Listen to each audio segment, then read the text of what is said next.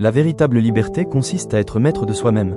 Une phrase simple, mais puissante. Aujourd'hui, tout le monde parle de liberté. Liberté d'expression, liberté financière, liberté de voyager. Mais combien d'entre nous sont vraiment libres intérieurement? Sommes-nous libres, ou esclaves de nos émotions, de nos désirs, de nos peurs? Bienvenue sur Réveille ton esprit, la chaîne qui t'aide à te reconnecter à ta puissance intérieure. Aujourd'hui, on plonge ensemble dans la véritable signification de la liberté. Dans le monde moderne, on confond souvent liberté avec « faire ce qu'on veut ». Mais faire ce qu'on veut, quand on veut, ce n'est pas forcément être libre. Si tu fais ce que tes pulsions te dictent, es-tu vraiment libre, ou juste esclave de ton impulsion du moment?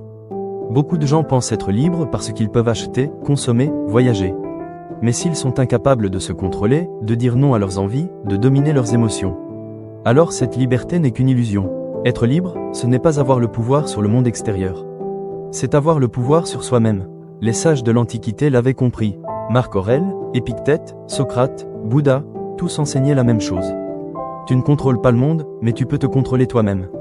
La maîtrise de soi, c'est ce qui te permet de rester calme quand tout s'effondre autour de toi. C'est ce qui te permet de choisir la réponse plutôt que la réaction. C'est le pouvoir de te dire, je ne peux pas changer la situation, mais je peux changer la façon dont je la vis. Et à ce moment-là, tu es libre, libre de ne pas te laisser dominer par la colère, libre de ne pas tomber dans la peur, libre de ne pas être esclave du regard des autres. Voilà la véritable liberté. Alors, comment atteindre cette maîtrise? Ce n'est pas un don, c'est un entraînement quotidien. Voici 3 étapes pour y parvenir. Touche un observer sans juger. Observe tes pensées, ne les fuis pas, ne les combats pas. Regarde-les comme des nuages qui passent dans le ciel de ton esprit. Tu n'es pas tes pensées, tu es celui qui les observe.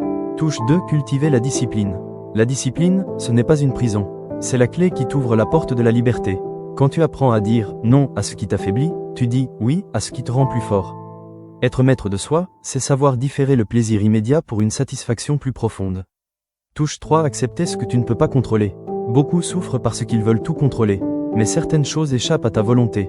Accepte-les, ce n'est pas de la faiblesse, c'est de la sagesse. L'acceptation te rend libre, parce qu'elle te libère de l'illusion du contrôle total. Épictète était esclave, pourtant, il disait qu'il était libre. Pourquoi? Parce qu'il avait compris que la liberté extérieure dépend du hasard, mais la liberté intérieure dépend de toi seul. Marc Aurèle, empereur romain, pouvait tout avoir.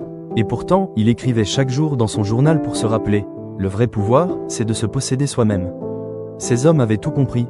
Le monde extérieur peut t'enchaîner, mais si ton esprit est libre, rien ni personne ne peut t'enfermer. Alors, demande-toi, suis-je libre, ou esclave de mes émotions? Suis-je maître de moi, ou prisonnier de mes habitudes? La liberté ne commence pas dehors. Elle commence en toi. Elle commence le jour où tu décides de ne plus être dominé par tes peurs, tes colères, tes envies, ou ton passé. Souviens-toi, la véritable liberté consiste à être maître de soi-même. Et c'est ce chemin, celui de la maîtrise intérieure,